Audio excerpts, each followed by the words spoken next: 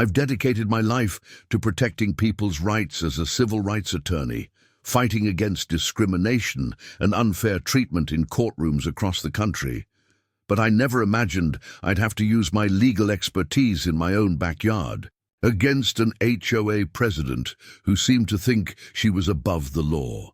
Looking back, I still can't believe how a simple backyard pool installation turned into a neighborhood war that ended with police sirens and handcuffs. Before we jump back in, tell us where you're tuning in from, and if this story touches you, make sure you're subscribed, because tomorrow I've saved something extra special for you. Before we dive into this absolutely wild story about power-hungry HOA leadership, malicious property damage, and sweet justice, we'd love to know where you're watching from. Drop a comment below and let us know.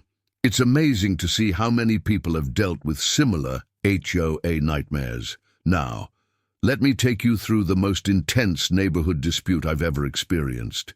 My name is Rachel Morrison, and after winning several high-profile discrimination cases against predatory homeowners associations, I was ready for a quieter life. My husband James, a high school chemistry teacher, and our twin daughters Sofia and Luna had spent years moving from city to city as I took on different cases.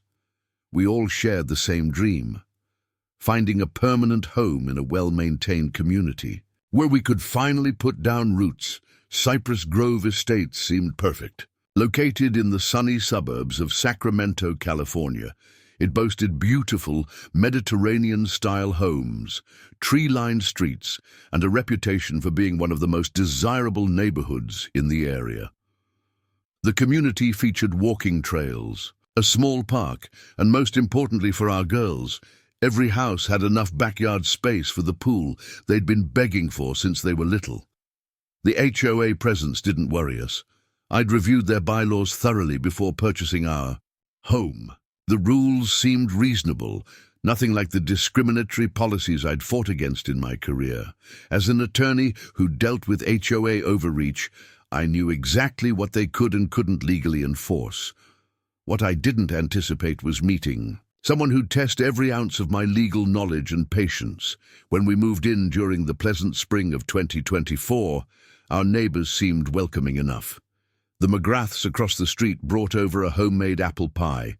The elderly couple next door, the Patels, offered gardening advice for maintaining our drought-resistant landscaping. Everything felt normal, peaceful even. What I didn't mention to anyone, not even during casual conversations at our welcome party, was my background in civil rights law or my history of winning cases against abusive HOAs. It wasn't about being secretive. I simply wanted to be known as Rachel the new neighbor, not Rachel the attorney who might scrutinize every HOA decision. I'd seen firsthand how people change when they know there's a lawyer in their midst, and I was hoping to avoid that dynamic in my own neighborhood. Little did I know that my legal expertise would become crucial in the battle that was about to unfold. A battle that would start with a simple pool permit and end with our HOA president, Patricia Blackwood, being escorted from my property in handcuffs, all because she made the mistake of assuming she could bully the wrong homeowner. If I had known then what I know now about Patricia, her history of harassing homeowners, her creative interpretation of HOA bylaws, and her absolute hatred of any changes to her neighborhood, maybe I would have chosen a different community. But then again, sometimes the best way to stop a bully is to stand up to them, and as someone who'd spent their career fighting against housing discrimination, I was about to become Patricia's worst nightmare. Trust me, what you're about to hear might sound unbelievable, but every word is true. And by the end of this story, you'll understand why some people should really check someone's background before trying to intimidate them with made-up rules and illegal actions. Want to hear what happens next? Make sure to like this video and subscribe to our channel. You won't want to miss how this neighborhood drama unfolds, especially the moment when Patricia realizes exactly who she's been messing with. Now let me tell you about the day we decided to build that pool. It was mid-March when we finally closed on our Cypress Grove home. The previous owners had maintained the property beautifully, with mature olive trees lining the spacious backyard, and a gorgeous pergola that would be perfect for summer entertaining. Our twins, Sofia and Luna, immediately claimed the upstairs bedrooms overlooking the backyard, already planning where their pool lounges would go.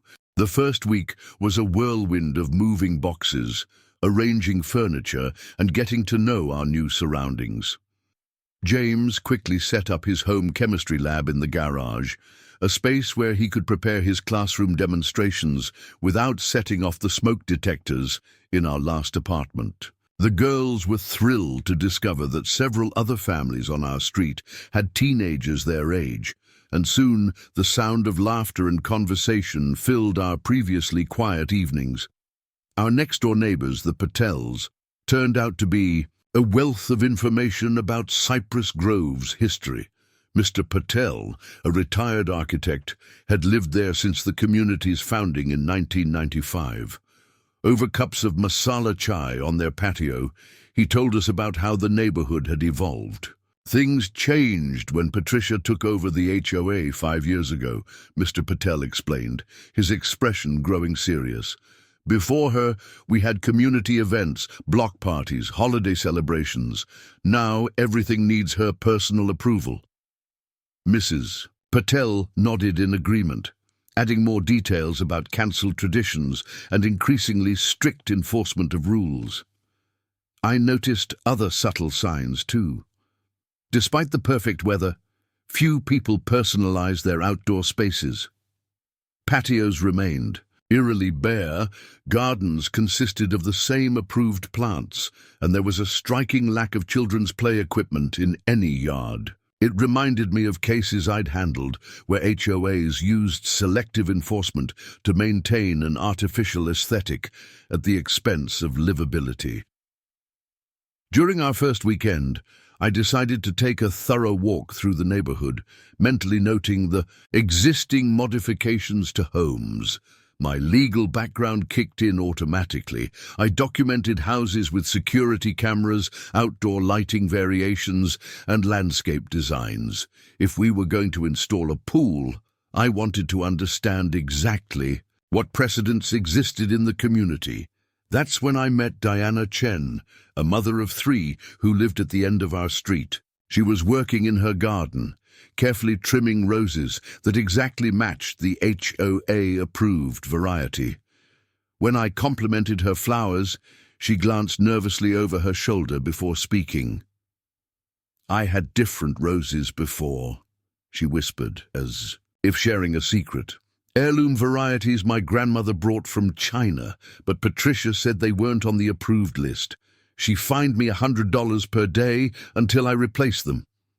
Diana's hands trembled slightly as she continued deadheading the generic roses. It wasn't worth fighting about.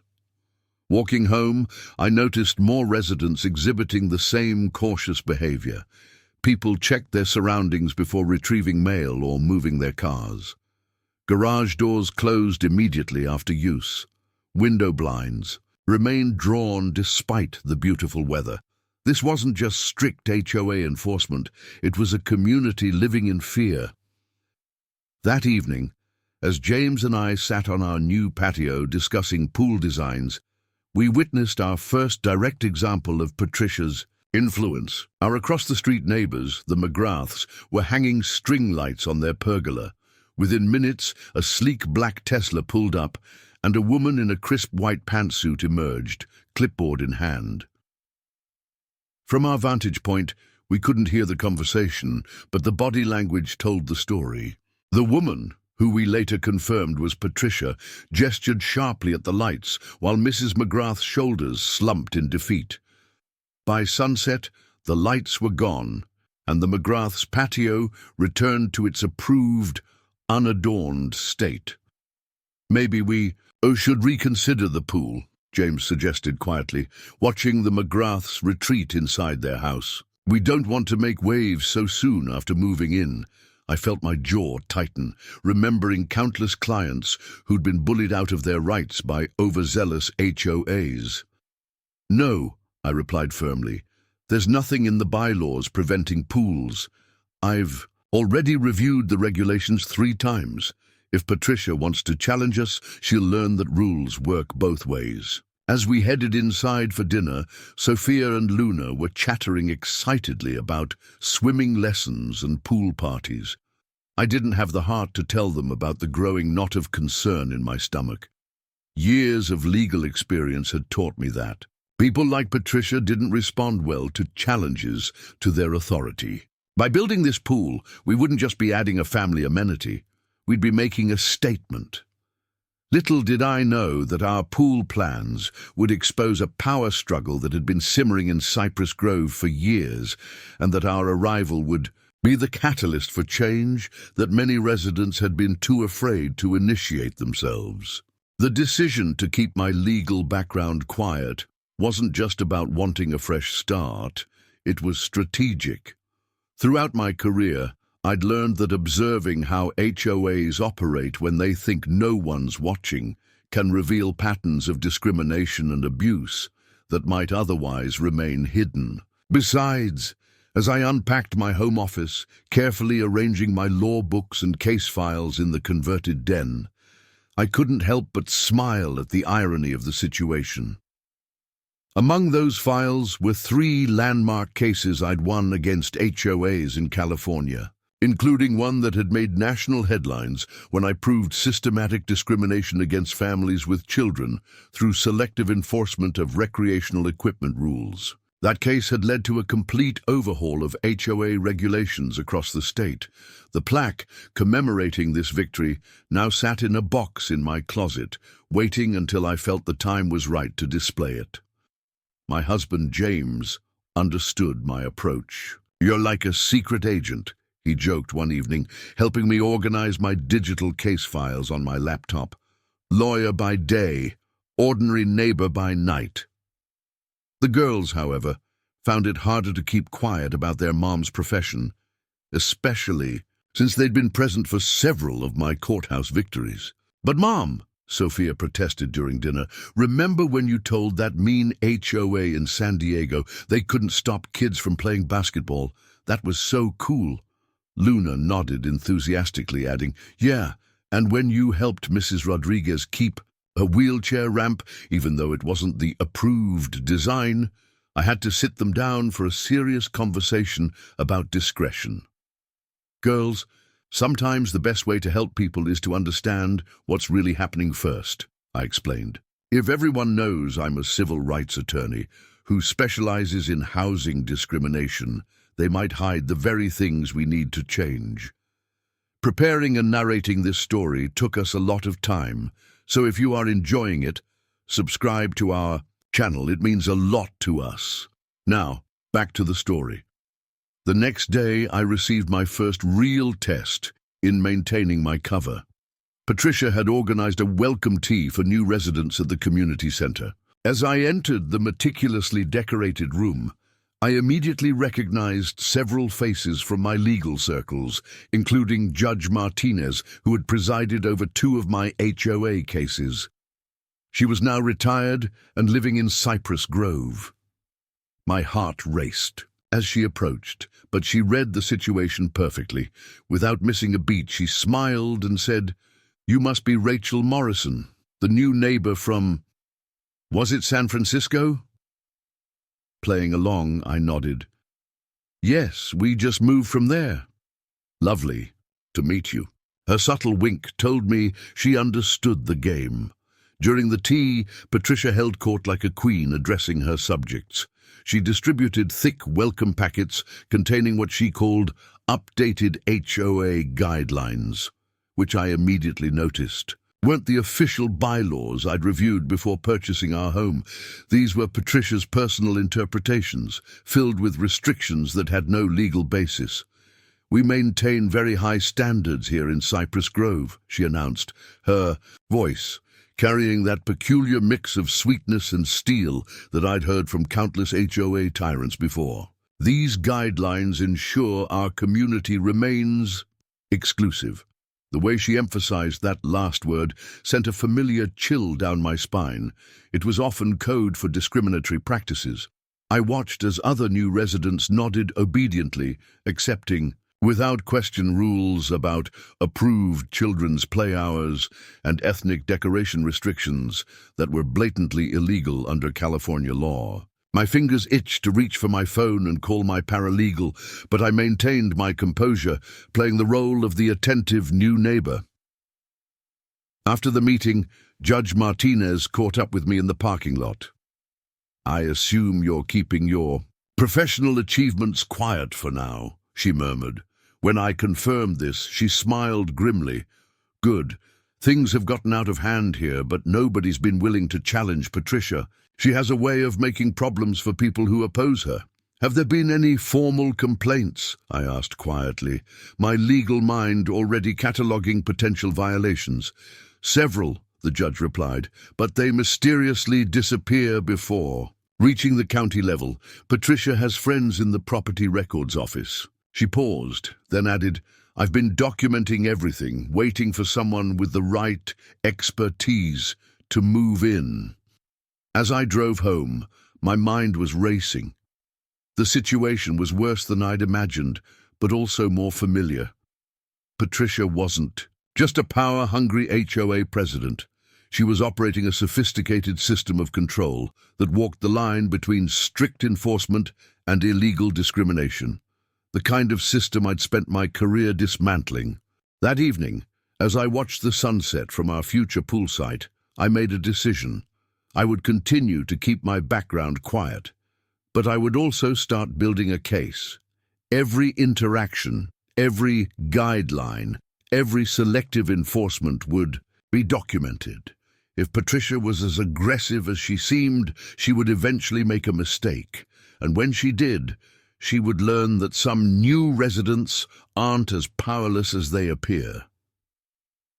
The next few weeks in Cypress Grove passed with deceptive tranquility. On the surface, everything seemed picture-perfect, almost unnaturally so. Every morning, I'd watch from my home office window as the neighborhood came to life with military precision. Garbage bins emerged and disappeared at exactly the same times. Lawn maintenance crews operated on a synchronized schedule, and even the morning joggers seemed to follow prescribed routes. Our family settled into a routine too. James left early for his teaching job at Valley Ridge High School, often taking detention duty so he could come home early enough to help with our pool planning. The twins joined the Cypress Grove youth swim team, which practiced at the community center's indoor pool, the only pool Patricia hadn't managed to control completely thanks to its separate board of directors. I used this time to quietly build relationships with our neighbors, careful to maintain my cover as just another homeowner. The Patels invited us over for dinner twice more, each time sharing more stories about the neighborhood's transformation. Mrs. Patel, I learned, had once run a successful home catering business, but Patricia's home business restrictions had forced her to shut it down. She claimed the smell of Indian spices was disturbing the community aesthetic, Mrs. Patel confided, her voice bitter. 30 years of cooking for this neighborhood, gone because one person decided my culture wasn't appropriate anymore. The McGraths, still smarting from the string lights incident, became regular visitors to our back patio. Tom McGrath, a contractor by trade, offered invaluable advice about our pool plans. "Just be careful," he warned one evening, showing me photos of his original backyard design. "I've seen Patricia reject perfectly good plans just because she didn't like the homeowner." Diana Chen started bringing her children over to play with Sofia and Luna. While the kids worked on homework together, she opened up about other changes in the neighborhood. The annual Chinese New Year celebration, once a beloved community event, had been cancelled under Patricia's leadership. The excuse? Cultural events must be approved by the board. I documented everything, building a pattern of discriminatory practices that would make any civil rights attorney salivate. But I also noticed something else. a growing undercurrent of resistance. Small acts of defiance began appearing throughout the neighborhood. The Rodriguezes at the end of the block planted marigolds instead of the approved roses, claiming mistaken delivery when questioned. The Thompson teenagers started practicing basketball in their driveway, deliberately bouncing the ball at exactly 7:59 p.m., 1 minute before Patricia's quiet hours began. Even Mrs. McGrath had replaced her band string lights with temporary holiday decorations that somehow never came down. These tiny rebellions gave me hope, but they also made me nervous. I knew from experience that this was often the calm before the storm. HOA presidents like Patricia typically responded to challenges to their authority with escalating enforcement.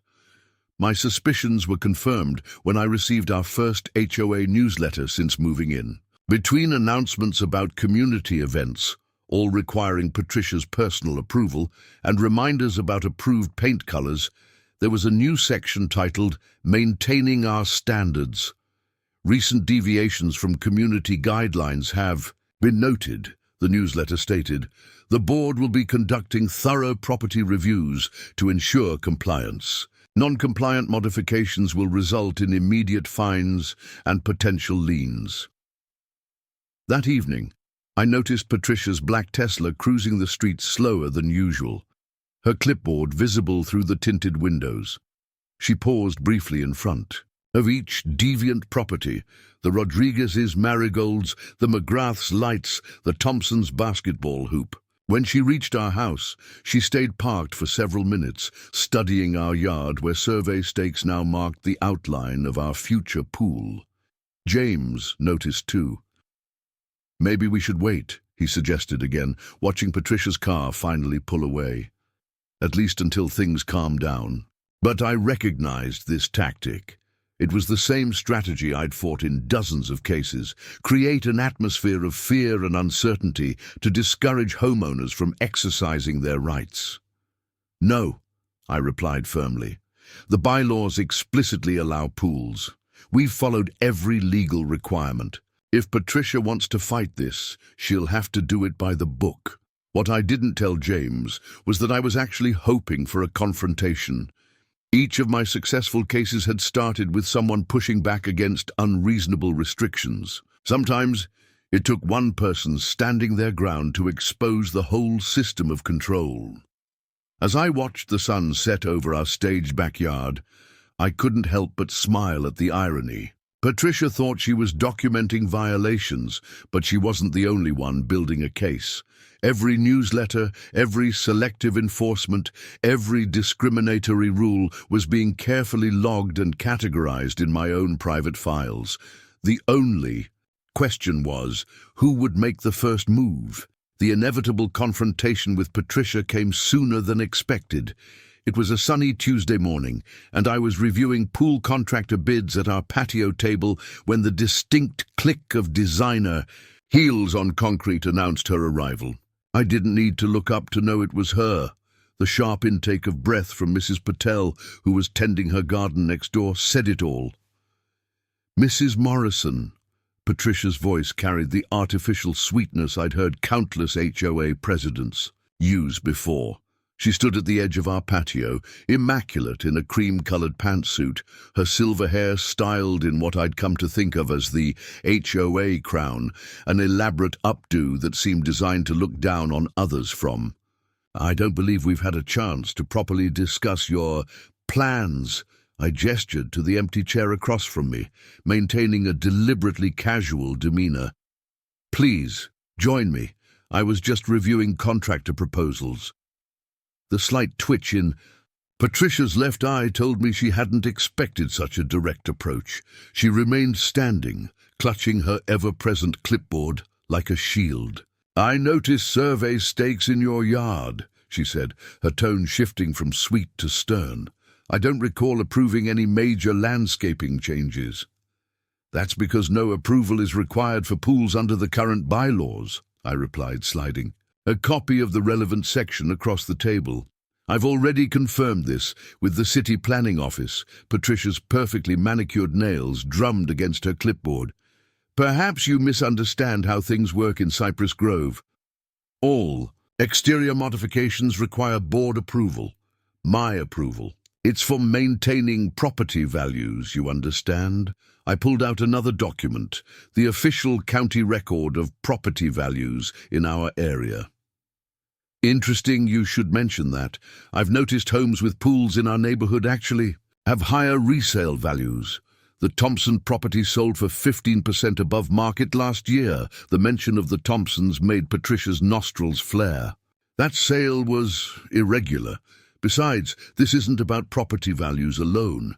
We have standards here, aesthetic considerations, quality of life issues. Quality of life is exactly why we're installing the pool, I countered, keeping my tone pleasant. Our daughters are competitive swimmers. Having a practice pool at home will significantly reduce their commute to training. Patricia's eyes narrowed. Children's activities shouldn't inconvenience the entire neighborhood. We've had issues with noise, splash hazards, unauthorized gatherings.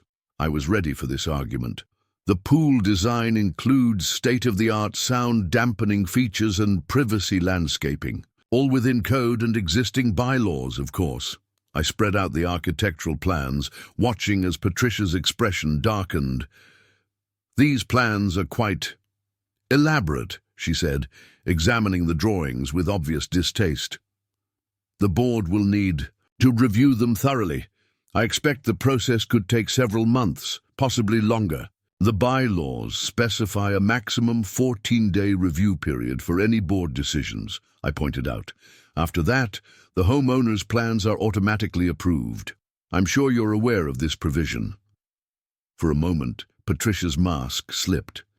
The practiced smile vanished, replaced by something harder, colder. Mrs. Morrison, let me be frank. I've worked very hard to maintain certain standards in this community, standards that have kept our neighborhood selective. I would hate to see those standards compromised by someone who doesn't understand our values. The threat was clear, but so was the legal violation in her words. I kept my phone recording, in my pocket, cataloging another piece of evidence.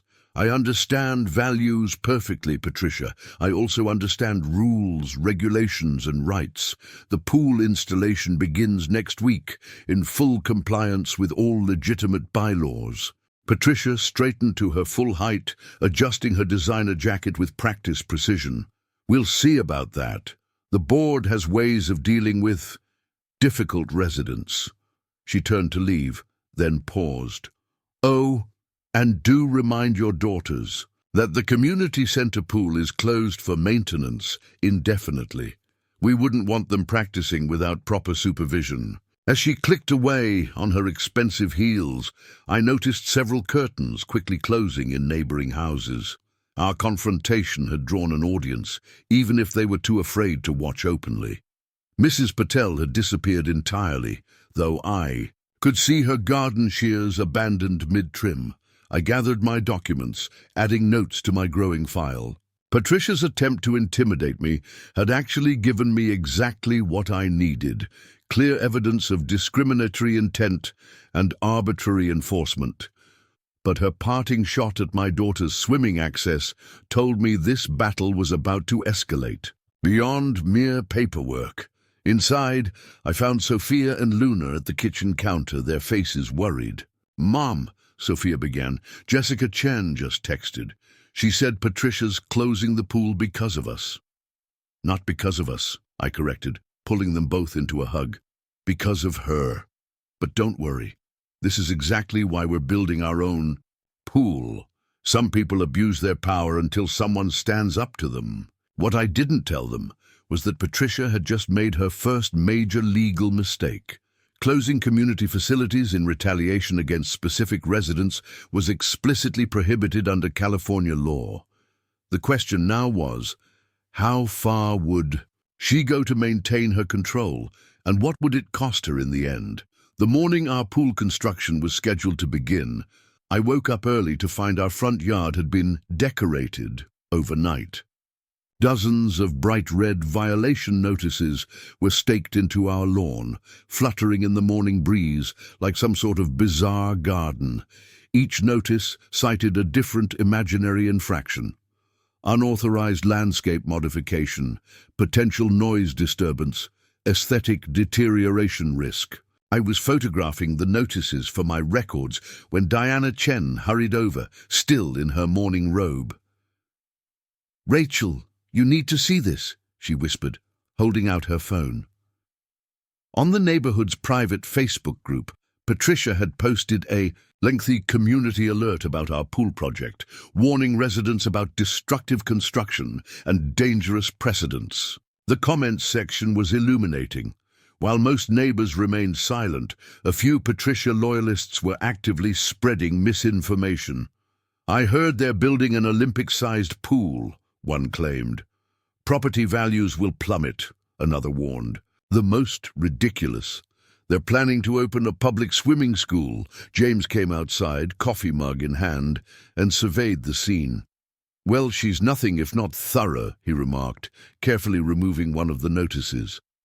"Though I have to question her definition of aesthetic deterioration, given that she's the one who turned our yard into a red flag parade." At exactly 8 a.m., right on schedule, the construction crew arrived. Rodriguez Brothers Construction was well known in the area for their expertise in custom pools, and more importantly, they had experience dealing with difficult HOAs.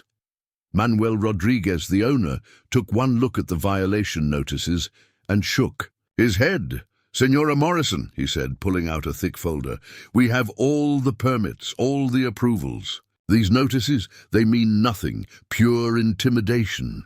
He handed me copies of every required document, including the city's final approval stamp. "We deal with HOAs like this all the time, don't worry." The crew began their work efficiently, marking utility lines and preparing for excavation. I noticed several neighbors watching from behind their curtains, particularly Mrs. Patel, who had positioned herself in her garden again, pretending to prune the same bush she'd been maintaining for the past hour.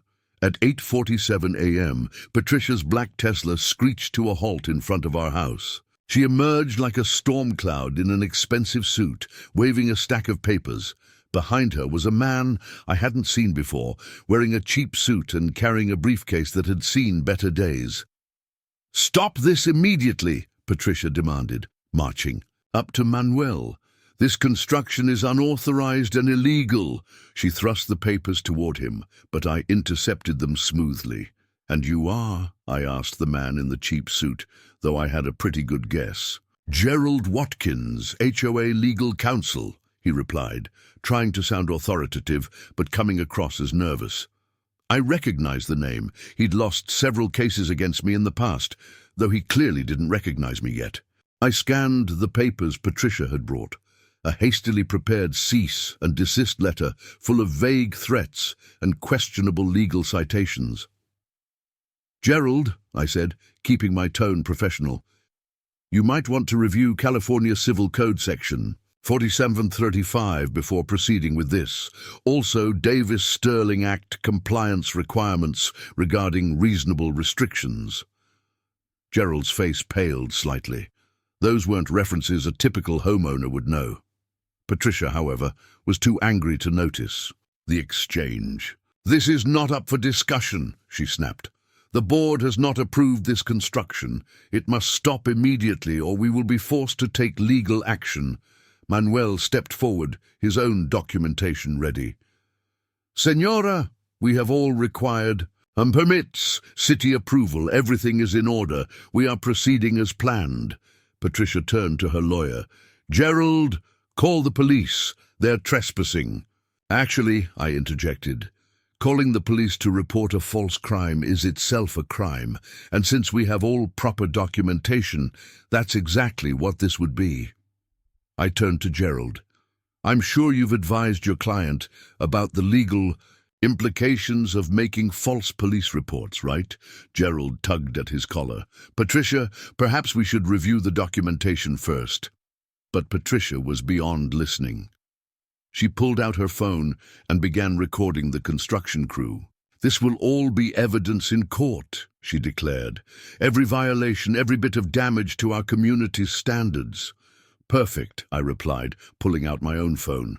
"And I'll document every incident of harassment, every attempt to interfere with legally permitted construction, and every discriminatory action you take." I smiled pleasantly. "It's good to have a record, isn't it?" Patricia's face contorted with rage, but Gerald placed a restraining hand on her arm. He was starting to look very uncomfortable. "Patricia, I suggest we continue this discussion after. I've had a chance to review the permits." "Review nothing," Patricia snapped. "I want this stopped now." "Mrs. Blackwood," Manuel said firmly, "my crew is working. Unless you have a court order, we will continue. Please step away from the construction area." Patricia looked like she might explode, but Gerald was practically dragging her back now. As they retreated to her Tesla, I heard him urgently whispering something about liability and potential countersuit. The construction continued, but I knew this was just the beginning. Patricia had too much invested in her power to back down easily. As I watched her car pull away, I couldn't help but wonder what her next move would be. But with every action she took, she was only building my case stronger. The next few days brought a series of escalating tactics from Patricia that would have been amusing if they weren't so clearly desperate. First came the emergency HOA newsletter, distributed to every house in Cypress Grove, warning about the dangerous precedent of unauthorized construction. Then came the daily safety inspections, where Patricia photographed every inch of our property from the sidewalk. But it was her attempt to turn our neighbors against us that really crossed the line. I discovered she had been going door to door, spreading rumors about our supposed plans to run a commercial swimming school. She even suggested that our pool would lower property values so dramatically that everyone's home equity would be at risk. On Thursday morning, I was reviewing construction progress with Manuel when Patricia made her boldest move yet. She arrived, with not just Gerald, her nervous lawyer, but also 3 members of the HOA board. They positioned themselves along our property line like some sort of homeowner tribunal. "Mrs. Morrison," Patricia announced loudly enough for the entire street to hear, "the board has convened an emergency session to address this situation." She held up an official-looking document. "This is a formal cease and desist order, approved by majority board vote." I noticed Mrs. Chen peeking through her blinds across the street, and the Patels had once again found urgent gardening to do within earshot. Patricia was making sure she had an audience. "The board has determined," she continued, reading from her document, "that this unauthorized pool construction poses immediate risks to community safety and property values. We demand all work stop immediately."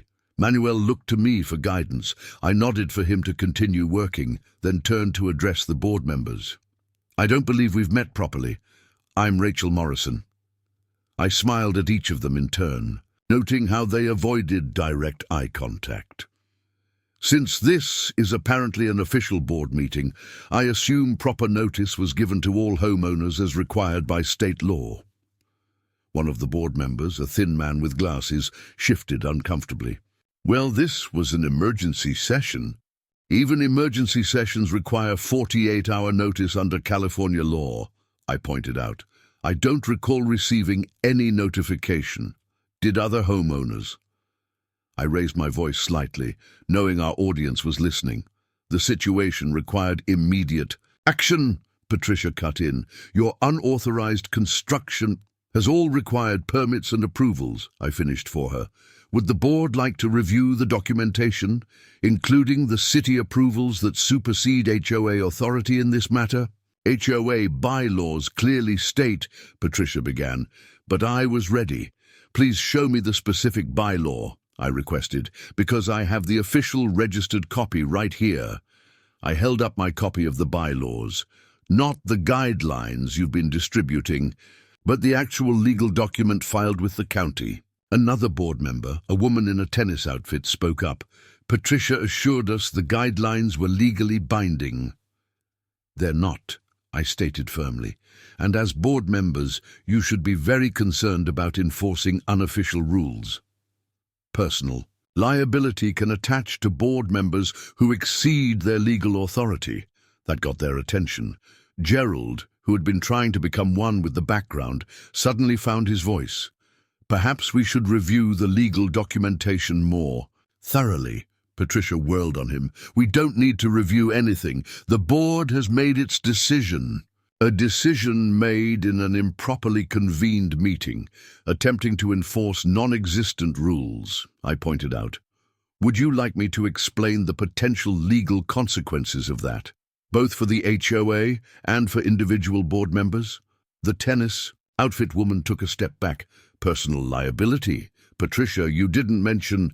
Because it's nonsense, Patricia snapped, but I could see the fear in her eyes. She knew she was losing control of her board. Not nonsense at all, I replied calmly. In fact, I'd be happy to provide some case law examples. There's an interesting precedent from 2022 where board members were held personally liable for enforcing unofficial guidelines. The damages were quite substantial. The man with glasses cleared his throat. I move we adjourn this emergency session pending legal review. Seconded, tennis outfit added quickly. Patricia's face turned an alarming shade of red. You can't just... Motion. Carried, glasses announced, already backing away. Meeting adjourned. As the board members hastily retreated, Patricia remained, practically vibrating with rage. This isn't over, she hissed. You have no idea who you're dealing with. I kept my voice low, meant for her ears only. Actually, Patricia, I do know who I'm dealing with. The question is, do you know who you're dealing with?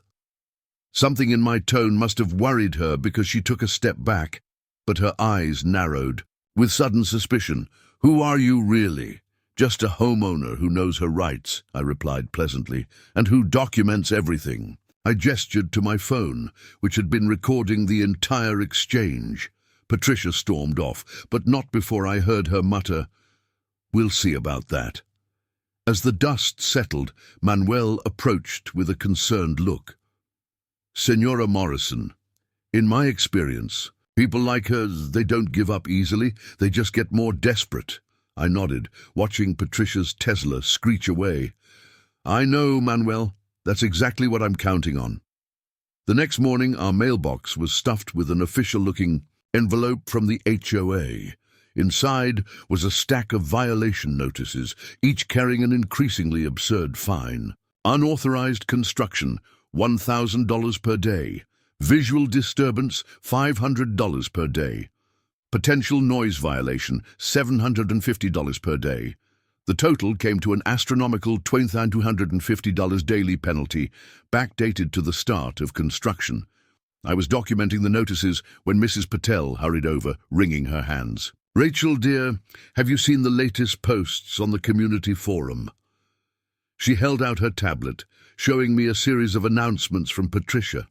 Not only had she posted about the fines, but she'd also announced a special assessment on all homeowners to cover legal expenses related to unauthorized construction violations.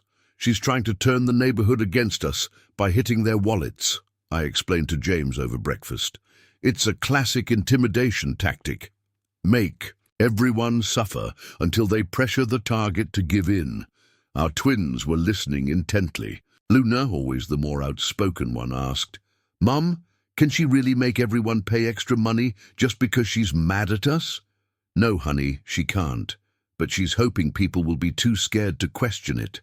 As if on cue, my phone buzzed with text messages from neighbors. The Thompsons wanted to know if the assessment was legal. The Chens were worried about the impact on their savings. Even the McGraths, who'd been supportive until now, seemed concerned about the financial implications. I decided it was time to fight fire with fire, legally speaking. I spent the morning preparing a formal response to the HOA's notices, citing specific violations of California law in their actions. I also drafted a quick guide for neighbors. explaining why the special assessment was illegal and how they could protest it. Just as I was about to email these documents, there was a knock at the door. It was Tom McGrath, looking uncomfortable in his contractor's uniform. "Rachel, I hate to tell you this, but Patricia's taken it to the next level. She's contacted the city building department, claiming our construction company isn't properly licensed." I immediately called Manuel, who confirmed that city inspectors had shown up at his office. "Don't worry, Senora Morrison," he assured me. "We have all our paperwork in order, but she's trying to delay us with bureaucratic red tape." The inspection delay would cost us at least 3 days. Patricia had finally found a way to temporarily halt construction, even if it wouldn't stick. I could see her Tesla parked down the street, watching our house with smug satisfaction. But two could play at this game. I spent the afternoon making my own calls, starting with the state HOA Oversight Board. I detailed Patricia's pattern of selective enforcement, unauthorized fines, and illegal special assessments. Then I contacted the City Housing Authority about potential discrimination in community facility access. While I was on these calls, James texted me a photo from the community center. Patricia had posted a new sign: "Pool closed indefinitely for emergency maintenance, no exceptions." Our daughter's swim team, along with every other child in the neighborhood, was effectively banned from using the facility. The final straw came that evening. A process server appeared at our door with a lawsuit filed by the HOA against us for multiple violations of community standards. The complaint was clearly rushed, full of legal errors and unenforceable demands, but it would still require a response. I read through the lawsuit twice, noting each mistake, each overreach, each violation of HOA regulations and state law. Patricia had gotten sloppy in her haste to stop us. The complaint wasn't just weak, it was a liability for the HOA itself. "What are we going to do?" James asked, watching me take notes. "We can't afford a long legal battle." I smiled, remembering all the cases I'd won against HOAs just like this. "We won't have to. Patricia just made a critical mistake.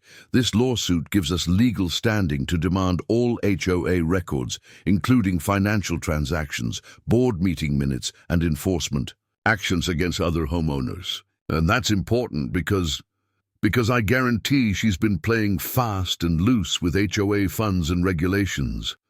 Once we start discovery, everything will come to light." I paused, thinking about the implications. She's also opened up the HOA, and potentially herself, to a countersuit for harassment and discrimination. Just then, Diana Chen called. Her voice was shaking. "Rachel, Patricia just announced another emergency board meeting for tomorrow. She's proposing a change to the bylaws to explicitly prohibit private pools. She says it can be applied retroactively." I couldn't help but laugh. She really doesn't understand how laws work, does she? Let me guess.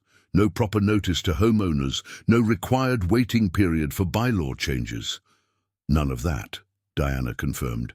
"She says it's an emergency action that doesn't require normal procedures." "Perfect," I replied. "Tell everyone to attend tomorrow's meeting.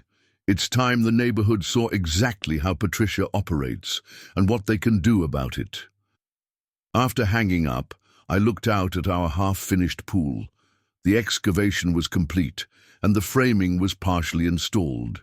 Patricia's inspection delay had halted progress, but she couldn't stop it forever. More importantly, she'd finally gone too far legally. Now, I had everything I needed to act. The emergency HOA meeting was scheduled for 7 p.m. in the community center's main hall. I arrived 20 minutes early to find the parking lot already packed. Word had spread quickly about Patricia's proposed retroactive pool ban, and it seemed the entire neighborhood had turned out to witness the drama. Inside, the usual neat rows of chairs had been arranged facing a long table where Patricia sat with her remaining loyal board members.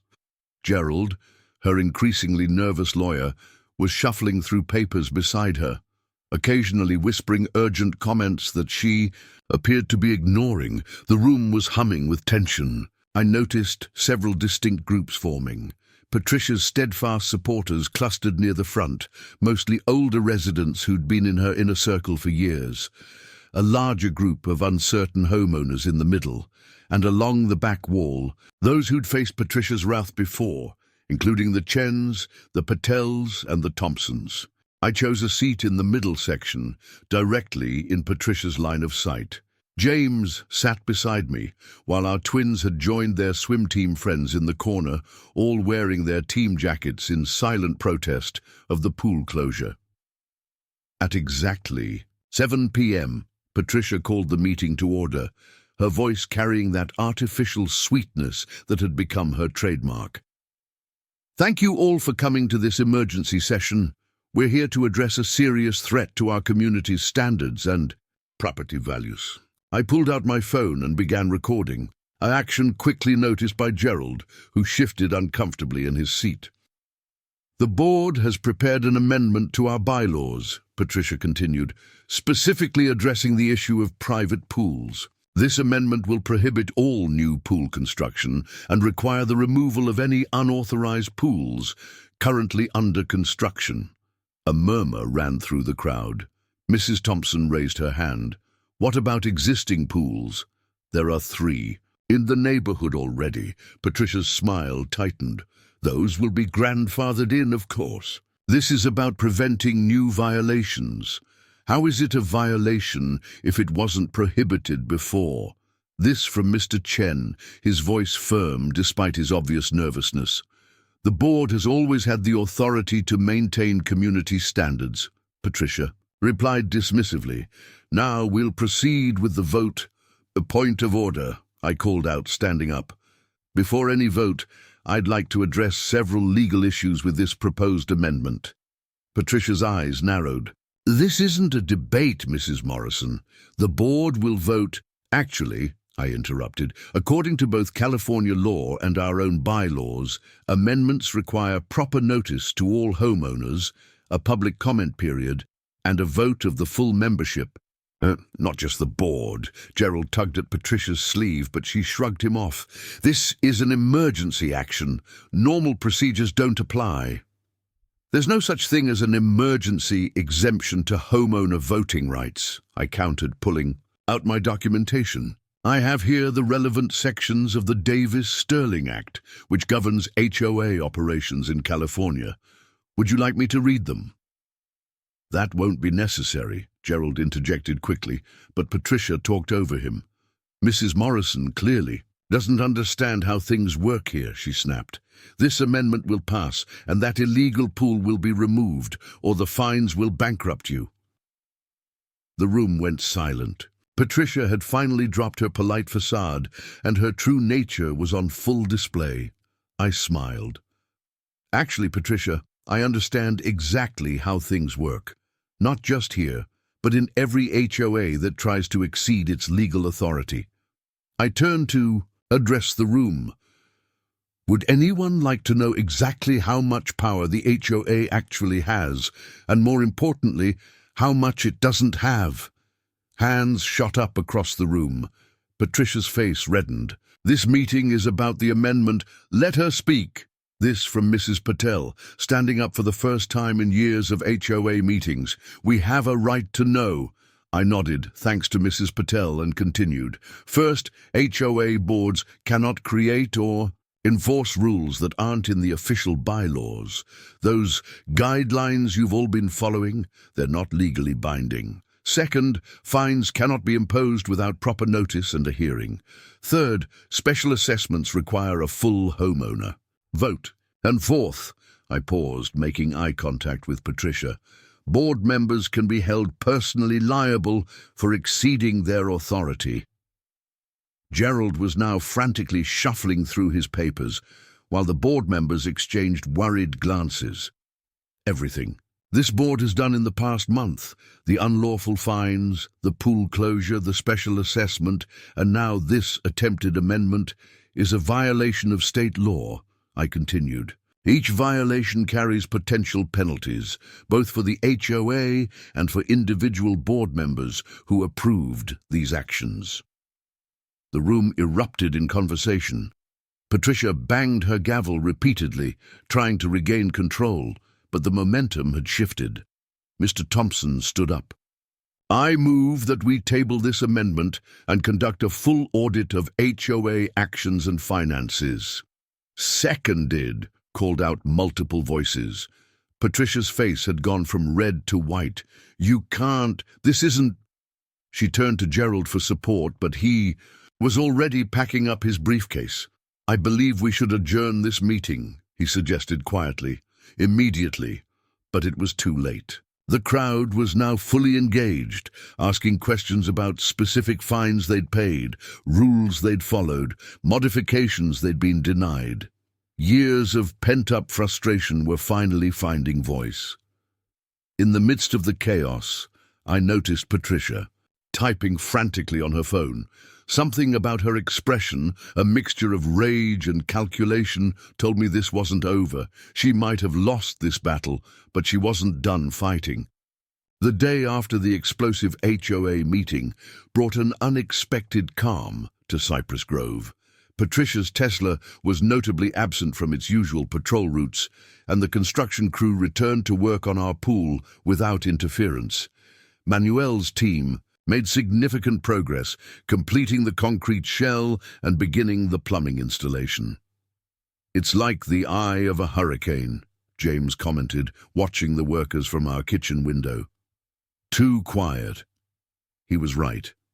The neighborhood had taken on an almost surreal quality. Residents who had previously scurried from house to car now lingered in their yards, chatting with neighbors. The Chen children had set up a lemonade stand, something that would have been unthinkable under Patricia's no commercial activity rule. Even Mrs. Patel had begun preparing traditional Indian dishes again, the aromatic spices wafting through the neighborhood without fear of complaints. I spent the morning fielding calls and emails from neighbors, answering questions about their rights as homeowners. The Thompsons wanted to know if they could finally build the treehouse their kids had been begging for. The McGraths were planning to reinstall their string lights. Everyone seemed eager to reclaim their property rights, but there was also an undercurrent of anxiety, a shared worry that Patricia's retaliation would be severe. Around noon, Judge Martinez stopped by, ostensibly to see the pool progress. "I've been watching you work," she said, settling into a patio chair. "You've handled this exactly like a seasoned civil rights attorney would." I froze momentarily, then smiled. "Takes one to know one?" She laughed. "I presided over enough HOA cases to recognize the strategy. Build the evidence, let them overstep, then use their own actions against them." She paused, looking thoughtful. "But be careful. Patricia's not done. I've seen her type before. They'd rather burn everything down than admit defeat." As if to emphasize the judge's warning, Diana Chen rushed over, tablet in hand. "Rachel, you need to see this. Patricia's been posting on Nextdoor." The posts were exactly what I'd expected, a mixture of veiled threats and false accusations. She claimed our pool was being built without proper permits, that it violated underground utility easements, and most ridiculously, that we were planning to charge admission for public swimming. "She's getting desperate," I noted, scrolling through the comments, "making accusations that can be easily disproven." "That's not all," Diana added, lowering her voice. "She's been making phone calls. My husband works at the city planning office. She's been demanding copies of all our permit, documents, construction plans, everything." I nodded, unsurprised. "Good. Let her dig. Everything's in order, and every records request creates a paper trail of her harassment." The afternoon brought more signs of the neighborhood's tentative liberation. The Rodriguez teenagers started playing basketball in their driveway again. Mrs. Thompson hung wind chimes that had been banned for being too ethnic. Small acts of defiance bloomed like flowers after a long winter. Around 4 o'clock, our twins returned from school with exciting news. "Mom!" Sofia burst out. Coach Rivera found another pool for team practice. We don't need the community center anymore. Luna added, it's at the YMCA across town. Patricia can't stop us from swimming there. Their excitement was infectious, but I noticed James looking worried. After the girls went upstairs to do homework, he voiced his concerns. Rachel, are we doing the right thing, starting this fight? I took his hand, leading him to the backyard, where the pool was taking shape. The concrete shell was complete, the plumbing roughly installed, and the tile workers were beginning their preliminary measurements. Look around, I said softly. From our vantage point, we could see several neighbors enjoying their yards for the first time in months. The Patels were hosting their grandchildren for an outdoor dinner. The Chen kids were playing freely on their swing set. The McGraths had strung their lights back up. This isn't just about our pool anymore, I explained. It's about everyone's right to enjoy their homes without fear. Sometimes standing up to a bully helps the whole community find its courage. Just then, Manuel approached with a concerned expression. Senora Morrison, you should know. Someone's been taking photos of our work, very detailed photos. I scanned the surrounding houses and caught a glimpse of movement in an upstairs window of Patricia's house. Let them, I replied. We have nothing to hide. But later that evening, as I watched the sunset paint our half-finished pool in golden light, I couldn't shake a feeling of unease. Patricia's obsessive documentation, her desperate posts, her records requests, she was building toward something. The question was, what would she do when she realized she couldn't stop us legally? The answer came sooner than I expected, and it was worse than I'd imagined. The confrontation happened on a seemingly perfect Saturday morning. The pool's construction was nearly complete, the shell cured, plumbing tested, and the tile work almost finished. Manuel's team was preparing to start on the decorative stonework around the pool's edge when Patricia made her final, desperate move. I was in my home office, updating my case files on Patricia's various violations, when I heard the commotion outside. The sound of raised voices drew me to the window, where I witnessed a scene that would have been comical if it wasn't so alarming. Patricia had arrived with what appeared to be her entire remaining support network, a small group of loyal followers armed with smartphones and self-righteousness. But what caught my attention was the metal rod she was carrying, something that looked suspiciously like a pool testing pole. "Mrs. Morrison!" she shouted, her voice carrying across the yard. "Come out here immediately!" I grabbed my phone, started recording, and headed outside. James, who had been grading papers on the patio, was already on his feet, moving toward Patricia's group. The construction crew had stopped working, watching the situation unfold with concern. "This stops now," Patricia declared, brandishing the pole like a weapon. "This pool is a violation of community standards, and I'm putting an end to it." I stepped forward calmly, keeping my phone steady. "Patricia, you're trespassing. Leave my property immediately." "Your property?" She laughed, high and brittle. "This is my community. I decide what happens here." She turned to her followers. "Make sure you record everything. We need evidence of their violations." Manuel stepped forward. "Senora, this is an active construction site. You can't be here without proper safety equipment. It's against regulations." Patricia ignored him, moving closer to the pool's edge.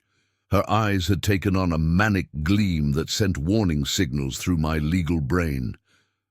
I've seen that look before. When someone is about to cross a line they can't step back from. "Patricia," I said firmly, "think very carefully about what you're about to do. Property damage is a criminal offense."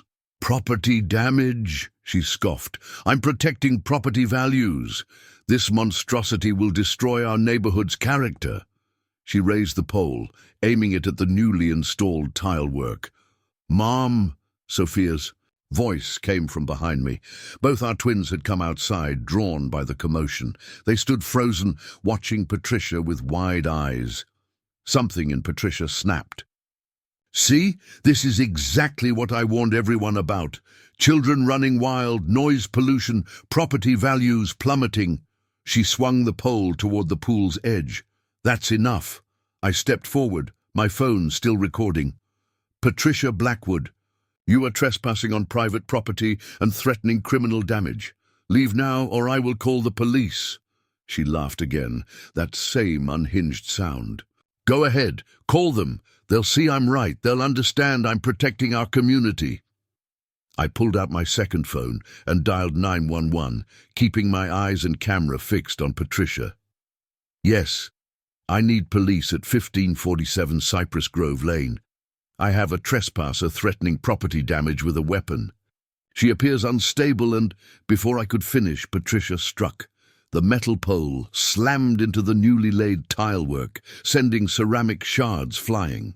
The construction crew shouted in Spanish, moving to protect their work. James rushed to get the girls back inside. "Stop recording," Patricia screamed at me, raising the pole again. "You have no right to destroy everything I've built." "Keep recording," I called out to the neighbors I could see gathering with their phones. "Everyone, get this on video." Patricia's supporters, finally realizing the gravity of the situation, began backing away. But Patricia herself was beyond reason. She swung the pole again, this time aiming for the pool's plumbing system. "I've spent years maintaining standards," she shrieked, punctuating each word with a swing. "Years keeping out the wrong elements, years protecting our values." Each statement was more incriminating than the last, and I made sure my phone caught every word. This wasn't just property damage anymore. She was openly admitting to discrimination. The sound of approaching sirens finally broke through her frenzy. Patricia froze, the pole raised mid-swing as reality seemed to crash back in. She looked around, suddenly aware of the dozens of phones recording her meltdown, the scattered tile debris, the shocked faces of her former supporters. "You..." She turned to me, her voice shaking. "You planned this. You wanted this to happen." "No, Patricia," I replied calmly, still recording. "You did this to yourself, and now everyone can see exactly who you really are." The police cars pulled up just as Patricia made one last desperate move. She threw the metal pole directly at me. I stepped aside easily, letting it clatter harmlessly to the ground. That final action, caught on dozens of cameras, would be the nail in her legal coffin. 2 police cruisers pulled up to our house, lights flashing but sirens now silent. As the officers stepped out, Patricia underwent an instant transformation that I'd seen countless times in my legal career, from aggressor to victim in the blink of an eye. "Officers!" she cried out, her voice suddenly trembling with manufactured fear. "Thank goodness you're here. This woman has been threatening me. She's destroying our community's property values with illegal construction, and when I tried to stop her, she attacked me!" Patricia's voice rose to a theatrical pitch. "She's been harassing me for weeks, intimidating the whole neighborhood. Just ask anyone." She gestured to her remaining supporters, who suddenly found the ground very interesting. The first officer, whose nameplate read Rodriguez, no relation to Manuel, I'd later learn, took in the scene with experienced eyes. The scattered tile, debris, the metal pole on the ground, the numerous neighbors still recording with their phones. "Ma'am," Officer Rodriguez addressed Patricia, "please step away from the construction area." Patricia wasn't finished with her performance. She dabbed at non-existent tears with her designer sleeve. "You don't understand. She's the one who should be arrested. She's breaking HOA regulations. That's criminal." The second officer, Martinez, on his nameplate, raised an eyebrow. "HOA violations are civil matters, ma'am, not criminal ones." "But she threatened me," Patricia insisted, becoming more dramatic by the second. "She's been using her position to bully everyone. She's trying to take over my community." I remained calm, still recording. Officers, I have video evidence of everything that just happened. Ms. Blackwood trespassed on my property, vandalized our pool construction with that metal pole, and then threw it at me. Dozens of witnesses saw it all. "She's lying!" Patricia shrieked, but her voice faltered as neighbors began stepping forward. Diana Chen spoke first, holding up her phone. "I have it all on video. Patricia came onto their property with that pole and started smashing things. She's been harassing them for weeks," Mrs. Patel added, finding her courage. "Ever since they started building their pool, which they have permits for," Mr. Thompson joined in. "She's been threatening them with illegal fines, trying to force them out of the neighborhood." Officer Rodriguez turned to his partner. "Take statements from the witnesses. I'll handle the primary parties." He turned to me. "Ma'am, would you like to press charges?" Before I could answer, Patricia made her fatal mistake. "You can't arrest me. Do you know who I am? I'm the president of this HOA. I have friends in the city council, in the police department. One call from me and—" "Are you threatening a police officer, ma'am?" Officer Rodriguez's tone shifted from professional to stern. "No, I'm just explaining my position. I have authority here." Patricia's voice took on a desperate edge. "This woman is the real criminal. She's probably not even a real homeowner. I demand to see her papers, her documentation." The racial undertone in her last statement wasn't lost on anyone. Several neighbors gasped and more phones came out to record. "Ms. Blackwood," Officer Rodriguez said firmly, "please put your hands behind your back." "What? No, you can't arrest me. I'm the victim here." Patricia backed away, looking wildly around at her former supporters, who were now actively distancing themselves from her. "This is all her fault. She planned this. She's been working against me from the start." As Officer Rodriguez began reading Patricia her rights, she launched into a final, unhinged rant that only dug her hole deeper. "I've kept this neighborhood exclusive, protected our values, kept out the wrong elements. And now she's ruining everything with her pool and her... Your what, Patricia?" I asked quietly, making sure my phone caught every word. "Your discrimination, your harassment, your illegal enforcement of unofficial rules." Patricia lunged toward me, but Officer Rodriguez caught her arm. "That's assault on top of vandalism and criminal threats," he said, securing the handcuffs. As they led Patricia to the police car, she kept shouting accusations, each one more damaging than the last. "She's destroying everything, our property, values, our standards, our community.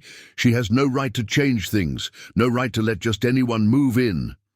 The gathered neighbors watched in stunned silence as Patricia Blackwood, self-proclaimed guardian of community standards, was placed in the back of a police cruiser, still ranting about property values and undesirable elements.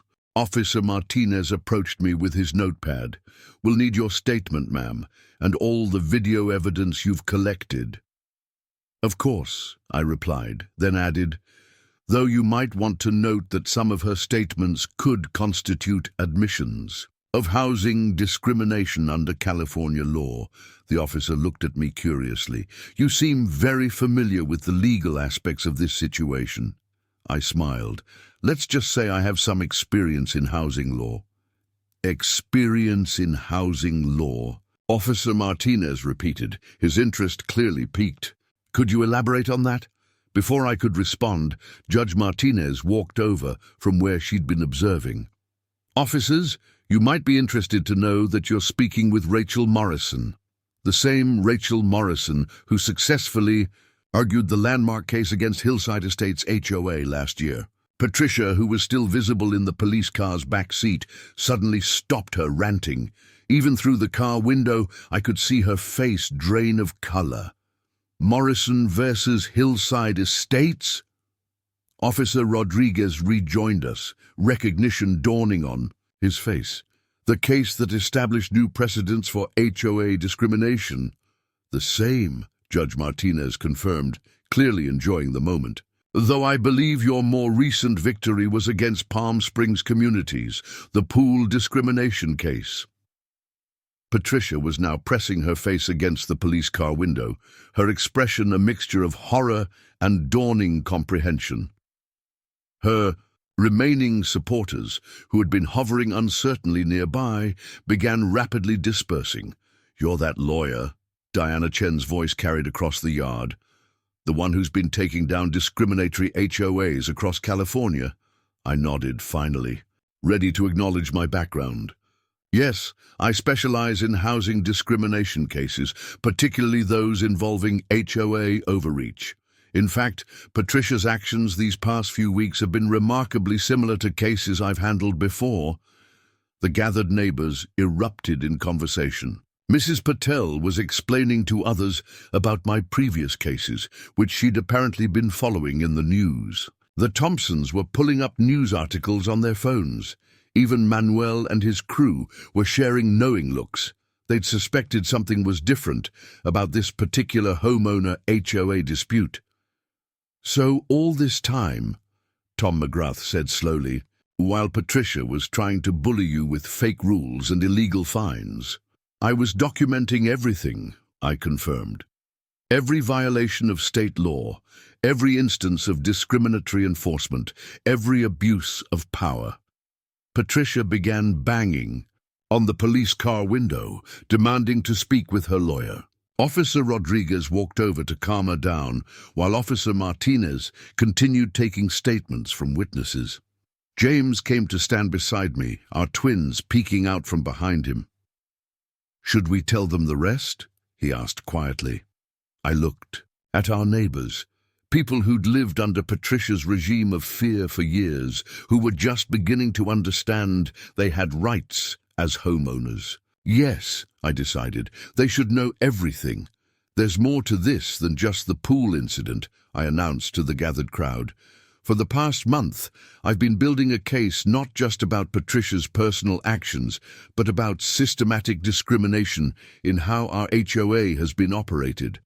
I pulled out my tablet and began sharing specifics: selective enforcement of rules based on ethnicity, illegal regulations about ethnic decorations and cooking odors, discriminatory policies about children's play equipment, retaliation against homeowners who complained, unauthorized fees and fines, misuse of HOA funds.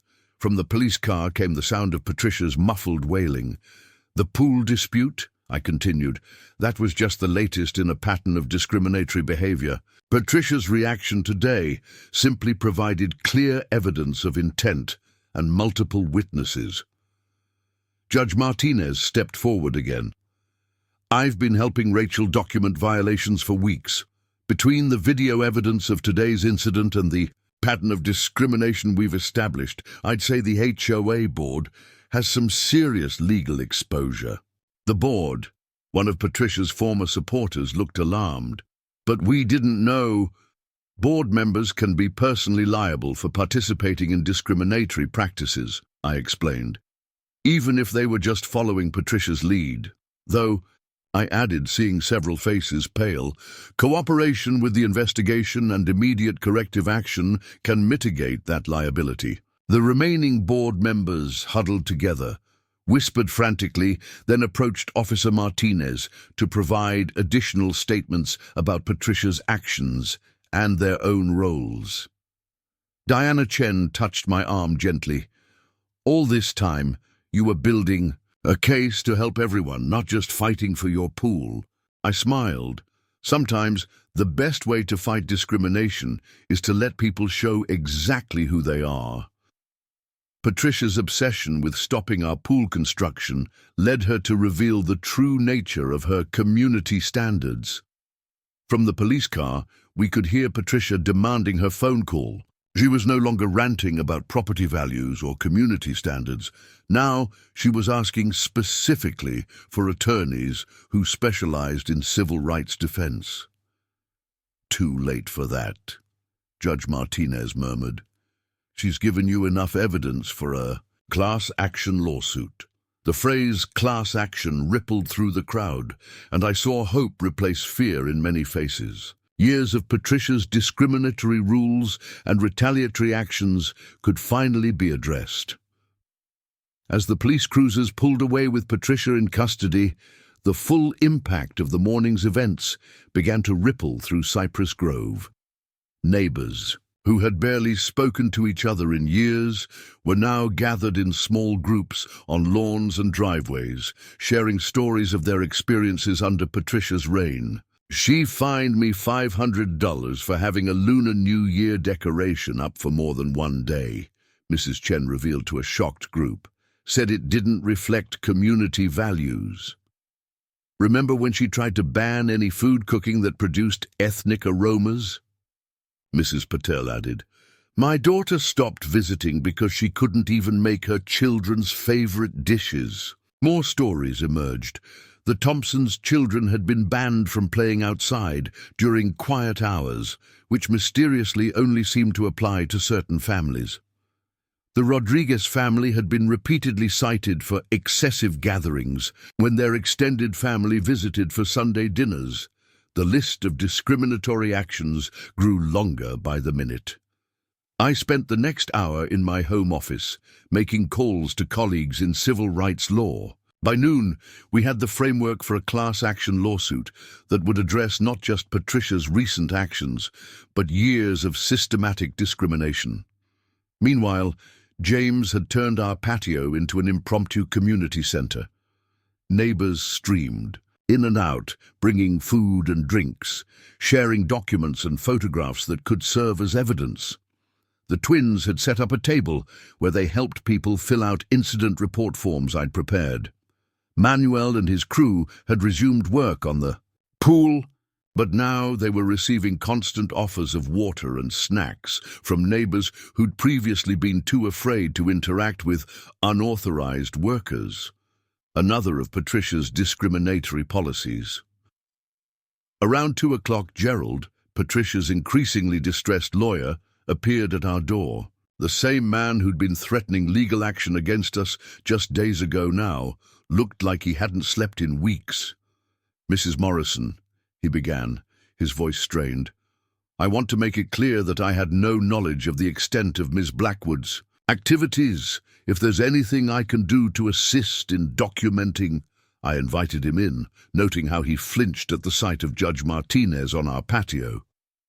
"Gerald, I think it's time you and I had a frank discussion about your professional obligations in this situation."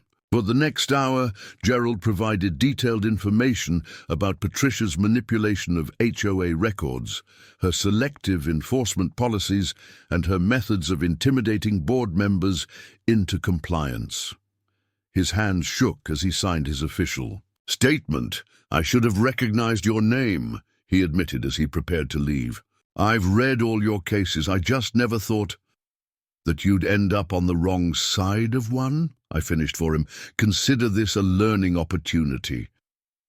The afternoon brought more revelations.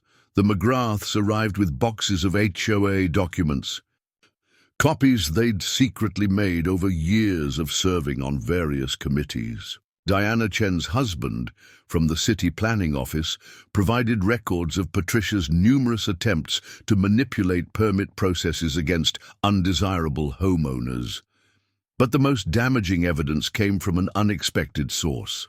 Patricia's personal assistant, a quiet woman named Sarah, who'd worked for her for 3 years, arrived with a USB drive. "She made me keep separate records," Sarah explained, her voice barely above a whisper. "One set for official HOA business and another private set. She tracked everything: who was Jewish, who was Asian, which families had children, who had accents. She used it to decide who to target with inspections and fines." Judge Martinez, who had been reviewing documents with me, let out a low whistle. "This isn't just HOA discrimination anymore. This is potential civil rights violations at a federal level." By late afternoon, our impromptu community gathering had evolved into an organized resistance. The remaining board members, desperate to avoid personal liability, voted unanimously to suspend all of Patricia's special guidelines pending a complete review. The community center pool was reopened, and all outstanding fines were suspended for review. More importantly, the atmosphere in Cypress Grove had shifted. Neighbors who had lived in fear now spoke openly about their experiences. Children played freely in front yards. The sound of laughter and conversation filled the streets. Tom McGrath summed it up best as he helped Manuel's crew clean up the last of the damaged tiles. It's like we've all been holding our breath for years, and finally we can exhale. But as I watched the sun set over our now bustling neighborhood, I knew this was just the beginning. Patricia's arrest had broken her immediate power, but dismantling the system she'd built would take time. The real work of transforming Cypress Grove was just beginning. The next morning brought a flurry of activity to Cypress Grove that had nothing to do with our pool construction. News of Patricia's arrest had spread through local social media, and by breakfast time, 3 different news vans had parked along our street. Reporters were approaching residents, eager to hear stories about the HOA tyrant, as they'd already dubbed Patricia. I was reviewing witness statements in my home office when Diana Chen called. "Rachel, you need to see this. Patricia's being arraigned this morning, and she's hired Winston Blake as her attorney." My heart skipped a beat. Winston Blake was well known in housing law circles, notorious for defending discriminatory practices. By arguing they were merely maintaining community standards. He was also one of the few attorneys who'd ever beaten me in court, though that case was currently under appeal. "He's expensive," I noted. "Very expensive." "That's the thing." Diana's husband Jack cut in. I could hear him on speakerphone. "I've been going through the HOA financial records from my office. Large sums of money have been moving from the HOA accounts to a private LLC registered to Patricia. She might be using HOA funds for her defense." I immediately called an emergency meeting at our house.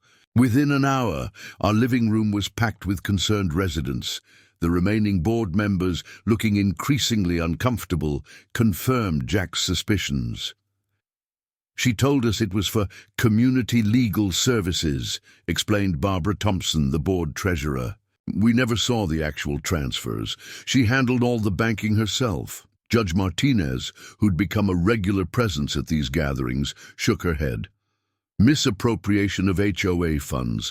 That adds potential criminal charges to the civil complaints." The news crews outside had grown to 5 vans. Mrs. Patel, who'd appointed herself our unofficial lookout, reported that several more were on the way. "Channel 7 is doing a special report tonight," she announced.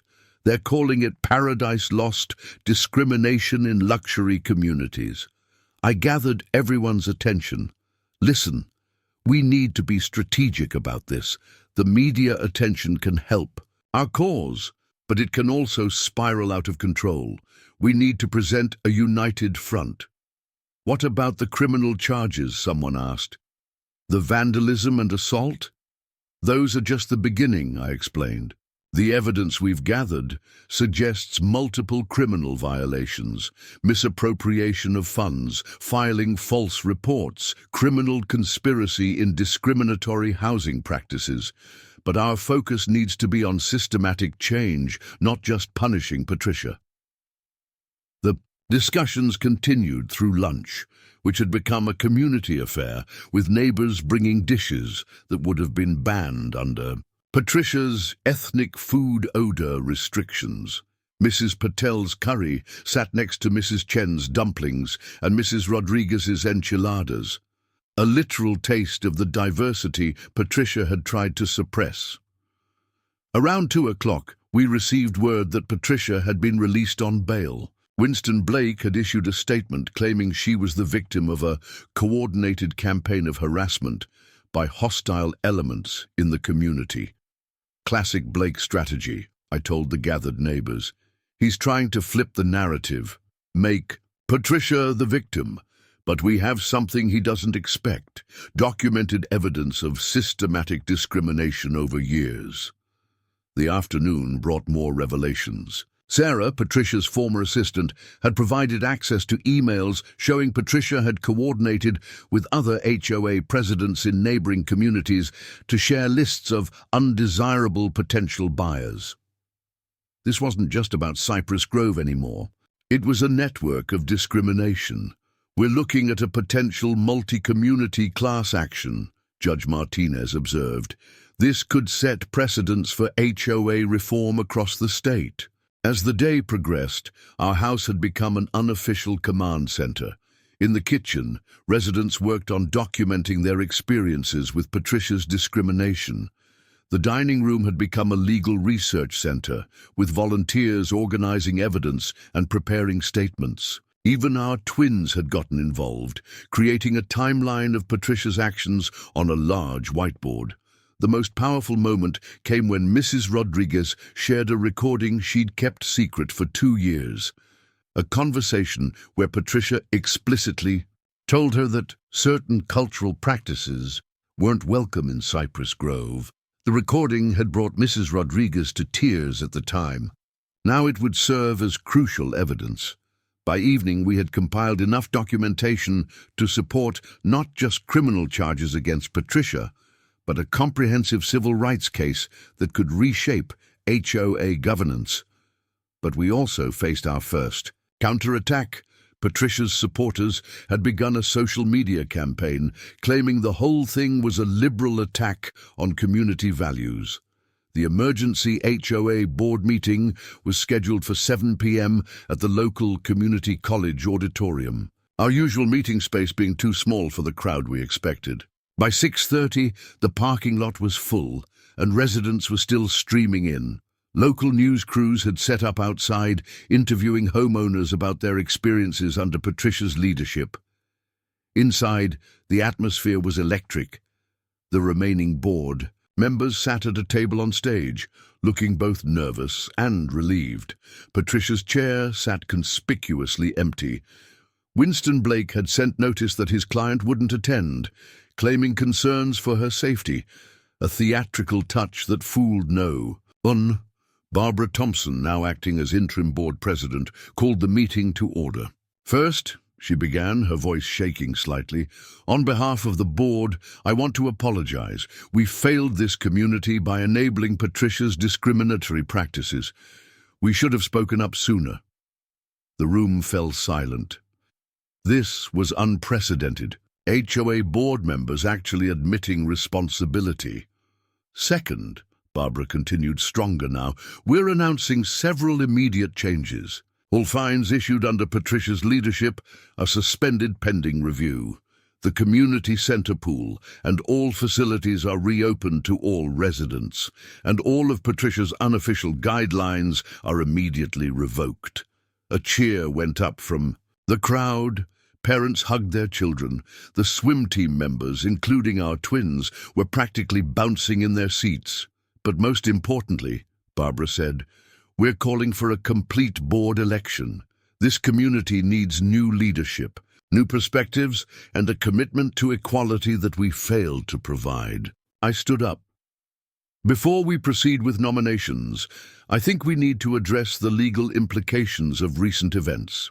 My firm is preparing a class action lawsuit addressing years of discriminatory practices. The question is, do we include the current board members as defendants, or do we work with them to reform the system?" The board members shifted uncomfortably. They knew their cooperation could mean the difference between being defendants or witnesses. Judge Martinez joined me at the podium. "I suggest a compromise. Current board members can avoid personal liability by fully cooperating with the investigation and supporting community reforms. In exchange, they'll help us document Patricia's actions and the system she created." Barbara nodded eagerly. "We'll cooperate fully. We have records, emails, meeting minutes, everything showing how Patricia manipulated the system. The next 2 hours were transformative. Nominations for new board positions came from all corners of the community. Mrs. Chen, who'd lived in fear of Patricia's fines, was nominated for treasurer. Mr. Rodriguez, whose family had faced constant harassment over unauthorized gatherings, was nominated for community relations. Most surprisingly, Manuel Rodriguez, our pool contractor who'd stood up to Patricia, was nominated to oversee architectural reviews. Who better to evaluate construction projects than someone who actually understands them? Tom McGrath pointed out. The election was scheduled for the following week, but the changes were already beginning. Committees were formed to review and revise HOA bylaws, ensuring they protected rather than restricted homeowner rights. A community oversight board was established to prevent future abuses of power. Diana Chen, who'd been quietly organizing behind the scenes, presented a proposal for a cultural celebration committee. Instead of banning our traditions, she said, her voice strong, we should celebrate them, all of them. The energy in the room was palpable. People who'd barely spoken to their neighbors were now planning community events, volunteering for committees, sharing ideas for improvements. As the meeting wound down, Barbara made one final announcement. We've discovered significant financial irregularities in the HOA accounts. Patricia appears to have been diverting funds for personal use, including her current legal defense. This revelation sparked another round of discussion. The forensic audit would take weeks, but preliminary findings suggested hundreds of thousands of dollars had been misappropriated. What about our pool? Sophia whispered to me. Will all this delay things? I smiled, watching our neighbors excitedly planning the community's future. No, honey. In fact, I think we're going to see a lot more pools in Cypress Grove, and a lot more of everything else Patricia tried to prevent. As we left the meeting, the sunset painted the sky in brilliant colors. Neighbors lingered in the parking lot, chatting and making plans. Children played tag between the cars. The atmosphere of fear that had hung over Cypress Grove was lifting, replaced by something new, hope. Just when we thought Cypress Grove was settling into its new normal, Patricia launched her counterattack. It started with a series of anonymous letters delivered to every house in the neighborhood, detailing supposed property value decreases since her removal. The letters included doctored real estate listings and fake market analyses, all designed to spark panic among homeowners. But Patricia's retaliation didn't stop there. One morning, we woke to find bright red warning notices plastered on every garage door in Cypress Grove. The notices, made to look official but clearly unofficial, claimed that recent changes in HOA leadership had compromised community security and invited criminal elements. She's getting desperate, Judge Martinez observed, helping me document the latest harassment. These tactics are only strengthening our case. Then came the social media campaign. Patricia, or someone working for her, created multiple accounts spreading misinformation about Cypress Grove. Posts claimed that gangs were moving in, that property insurance rates were skyrocketing, that the community was becoming unrecognizable. Winston Blake, her attorney, had shifted his strategy from defense to offense. He filed a countersuit, claiming Patricia was the victim of a coordinated conspiracy to remove her from power. The lawsuit named not just me, but every resident who had spoken out against her, including the elderly Patels. It's an intimidation tactic, I explained to worried neighbors gathered in our living room. He's hoping some people will back down, if they're personally named in a lawsuit. But Patricia had underestimated the community's resolve. Instead of cowering, residents began documenting every piece of harassment, every false claim, every attempt at intimidation. Our evidence file grew thicker by the day. The situation escalated when Patricia's supporters began photographing children playing in their yards, posting the images online as evidence of declining standards. Parents were understandably furious.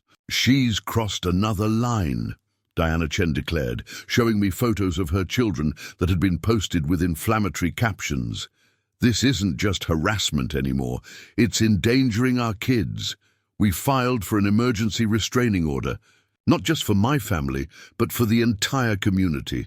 The judge, familiar with Patricia's history, granted it immediately.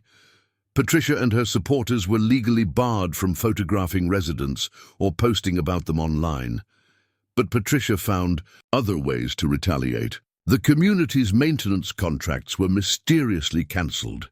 She had apparently maintained relationships with service providers and convinced them to break their contracts. Garbage collection stopped. The landscaping crew disappeared. Even the pool maintenance company for the community centre pulled out. Rather than dividing us, these attacks united the community further. Residents organised volunteer cleaning crews. Mr. Rodriguez, who owned a landscaping business in addition to his regular job, brought in his workers to maintain common areas. The swim team parents took turns maintaining the community pool. The most insidious attack came through the local real estate community. Patricia had apparently spent years building relationships with certain real estate agents, who now began steering potential buyers away from Cypress Grove with tales of declining standards and unstable leadership. Diana's husband, Jack, working late at the city planning office, discovered something even more disturbing. Patricia had filed multiple false reports about code violations throughout the neighborhood, triggering automatic inspections that would show up on property records. "She's trying to poison the well," Judge Martinez explained, "make the neighborhood look problematic to anyone searching public records." But Patricia's biggest mistake came when she attempted to interfere with our pool completion. Late one night, someone matching her description was caught on security cameras attempting to access the construction site. Though she fled before police arrived, the footage clearly showed her carrying containers of what was later determined to be concrete-degrading chemicals. "She's moved from harassment to attempted vandalism again," Officer Rodriguez noted, reviewing the security footage. "This violates her bail conditions." The next day, Patricia's own attorney filed a motion to withdraw from her case. Winston Blake, apparently realizing he'd hitched his wagon to a falling star, wanted out. His withdrawal motion cited irreconcilable differences regarding legal strategy, but the timing suggested he'd finally recognized just how unhinged his client had become. The evidence against Patricia was mounting faster than we could organize it. Every day brought new revelations about how deep her discrimination and corruption had run. Our dining room had transformed into a makeshift legal war room, with documents, photographs, and witness statements covering every surface. Judge Martinez and I were reviewing financial records when Diana Chen burst in with a bombshell discovery. "You won't believe what I found in the city archives," she exclaimed, spreading out a stack of papers.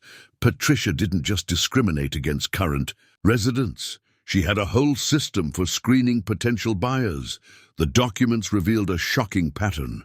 Patricia had created an unofficial pre-approval process for home sales in Cypress Grove.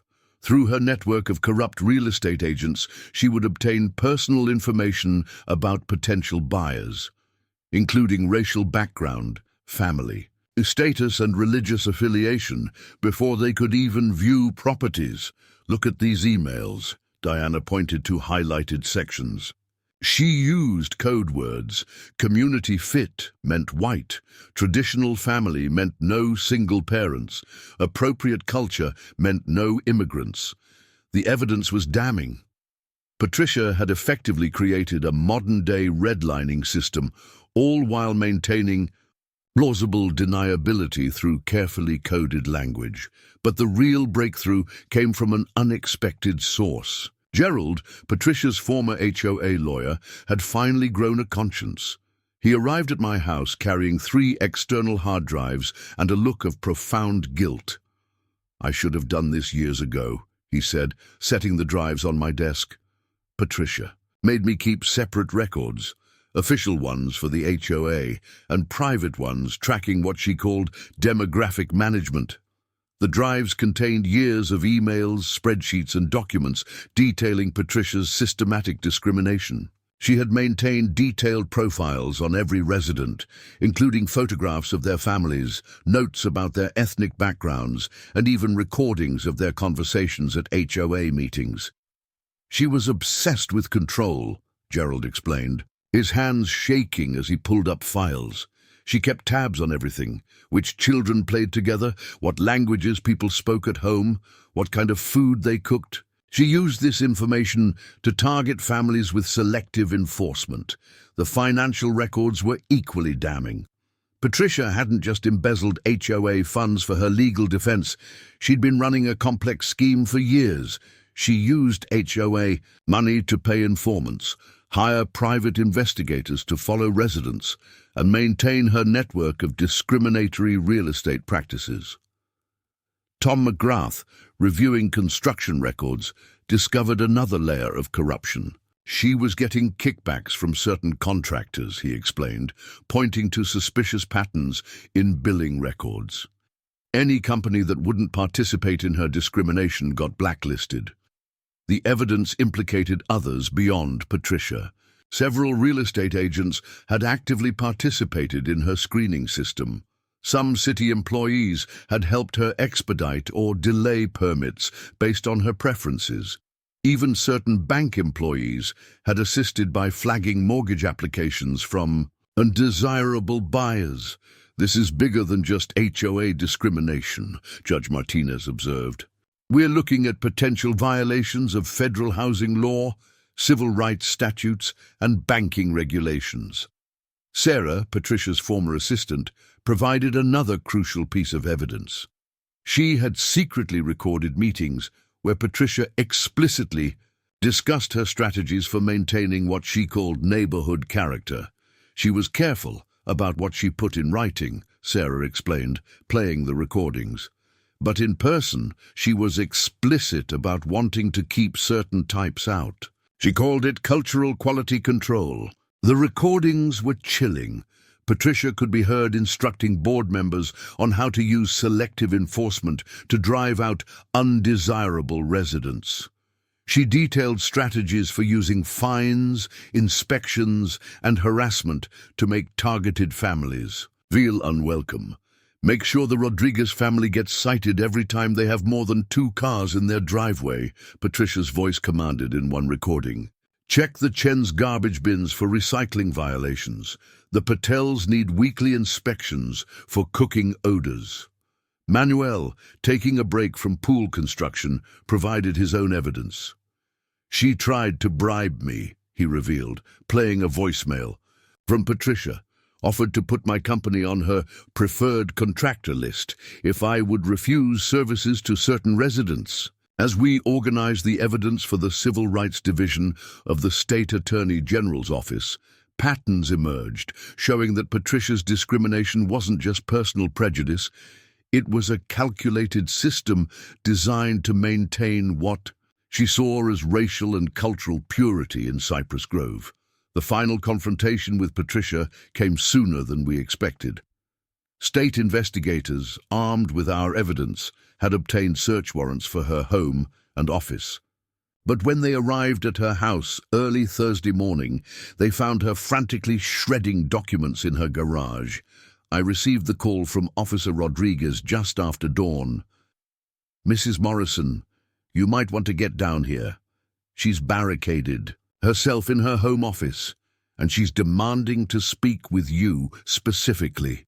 When I arrived, Patricia's normally pristine property was surrounded by police vehicles and state investigators' cars. Her perfect lawn, which she'd used to cite others for violations, was trampled by law enforcement officers establishing a perimeter. "She's been in there for 2 hours, Detective Sarah Williams from the state's Civil Rights Division informed me. She's got boxes of documents and electronic devices. We're concerned she's destroying evidence." Through the office window, we could see Patricia moving frantically between filing cabinets and her computer. Papers littered the floor around her expensive desk, and a shredder hummed continuously. "Let me talk to her," I offered. "She's realizing it's over. She just needs to understand her options. After a brief negotiation through the door, Patricia agreed to let me enter alone. The office that had once been her command center for neighborhood tyranny was now in chaos. The walls, previously covered with HOA violation notices and property maps, were bare. Shredded papers covered every surface. "You did this," she hissed as I entered, her perfectly maintained appearance now disheveled. "You destroyed everything." "I built." "No, Patricia," I replied calmly, noting the multiple computers running deletion programs. "You did this to yourself. Every discriminatory rule, every illegal fine, every act of retaliation, those were your choices." She laughed, a sharp, brittle sound. "Choices? I was protecting our community, maintaining standards. You have no idea what happens when you let just anyone move in." "Actually, I do," I countered. "The community becomes richer, more vibrant, more alive, which is exactly what's happening now, that people aren't living in fear of your standards." Patricia moved to her desk, her hands shaking as she tried to delete more files. "It's all gone anyway. You can't prove anything. I've destroyed all the records." "That's where you're wrong," I said, pulling out my phone. "We have copies of everything. Your assistant's recordings, Gerald's backup drives, the real estate agent's emails, the financial records, even your private notes about demographic management." The color drained from her face. "Gerald gave you—" "But he was my lawyer. He chose to do the right thing. Just like your new attorney who withdrew from your case. Just like the board members who are cooperating with investigators. The whole system you built is crumbling, Patricia." She slumped in her chair, the fight suddenly leaving her. "You don't understand. This neighborhood was perfect before. Everyone knew their place. Everyone followed the rules, my rules.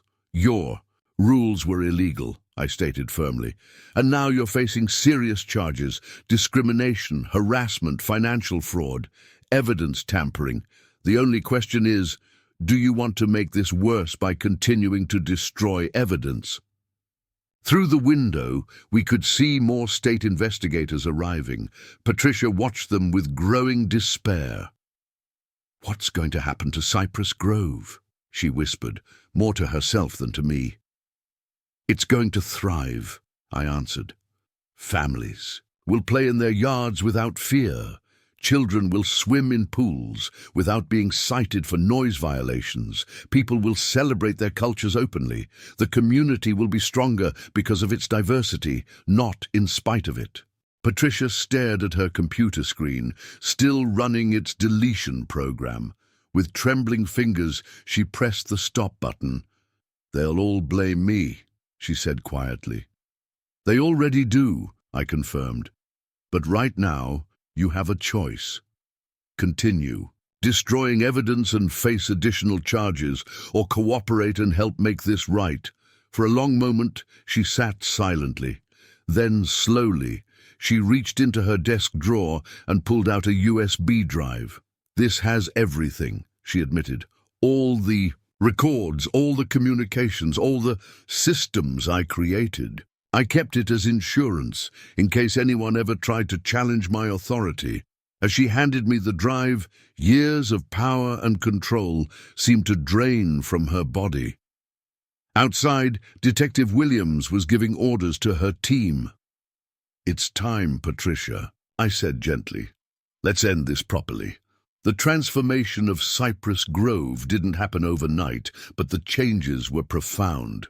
3 months after Patricia's arrest and subsequent plea deal, our community had become the model for HOA reform across the state. Our case had made national headlines, not just for exposing discrimination, but for showing how communities could rebuild with inclusivity and respect. The plea deal itself was comprehensive. Patricia agreed to cooperate with investigators, providing detailed information about discriminatory practices in other HOAs across the region. In exchange for her cooperation, she received a lighter sentence, 2 years in prison for financial fraud and civil rights violations, plus substantial fines and restitution payments to affected families. Our pool, the catalyst that had exposed years of discrimination, was finally completed. But it had become more than just a backyard addition. It was a symbol of change. The opening party drew hundreds of neighbors, many of whom had never spoken to each other under Patricia's regime. Remember when she tried to ban pool parties completely? Mrs. Chen laughed, watching children from 6 different families splashing together. Now look at us. The HOA itself had been completely restructured. The new board, elected by an unprecedented community turnout, reflected the true diversity of Cypress Grove. Mr. Rodriguez, as head of architectural review, had already approved 3 new pool installations. Mrs. Patel's home catering business was thriving again, her traditional Indian dishes now celebrated at community events. Diana Chen, our new community relations director, had organized a monthly cultural festival showcasing different traditions. The first event, celebrating Lunar New Year, drew residents from neighboring communities who wanted to see how Cypress Grove had changed. The financial audit of Patricia's tenure revealed over $800,000 in misappropriated funds. The money recovered through asset seizure was returned to the HOA treasury. The new board's first action was to use these funds to upgrade community facilities and establish a legal defense fund to protect homeowners' rights. Judge Martinez had become a regular consultant for other communities looking to reform their HOAs. The Cypress Grove case, she told a National Housing Rights Conference, shows that discriminatory systems can be dismantled when people stand together. The changes weren't just administrative. Walking through Cypress Grove now, you could see children playing freely in front yards, smell diverse cooking aromas wafting from open windows, and hear multiple languages being spoken at community gatherings. The rigid uniformity Patricia had enforced had been replaced by a vibrant tapestry of cultures and traditions. Our twins swim team, no longer banned from the community pool, had qualified for state championships. Their teammates now practiced in various private pools throughout the neighborhood, creating impromptu social gatherings that would have been impossible under Patricia's rules. Manuel's construction company had become the most sought-after pool contractor in the area, known for standing up against discrimination. He'd hired several Cypress Grove residents, creating local jobs and strengthening community bonds. The real estate market, contrary to Patricia's dire predictions, had actually improved. Home values increased as Cypress Grove gained a reputation for being an inclusive, welcoming community. Young families actively sought houses in our neighborhood, attracted by the positive changes. 1 year after Patricia's arrest, we hosted a community celebration by our pool. Looking around at the diverse gathering, the Patels sharing samosas, the Chens teaching children to use chopsticks, the Rodriguez family's salsa music mixing with Mrs. Thompson's jazz playlist, I realized we'd created something Patricia could never understand, a true community. Mom, Sofia called from the pool, where she was teaching younger kids to swim. Mrs. Patel says this is what home should feel like. James squeezed my hand as we watched our neighbors enjoying the evening. Who would have thought, he mused, that one pool could change so much? It wasn't the pool, I corrected him. It was people finally standing up and saying, enough. Sometimes it just takes one small act of resistance to bring down an entire system of discrimination. As the sun set over Cypress Grove, casting warm light on the faces of our gathered neighbors, I thought about Patricia in her prison cell. She'd fought so hard to maintain what she called community standards, never understanding that true community isn't built through rules and restrictions. It's built through acceptance, understanding, and the courage to stand up for what's right. The last I heard, Patricia's case had become required reading in civil rights law courses across the country.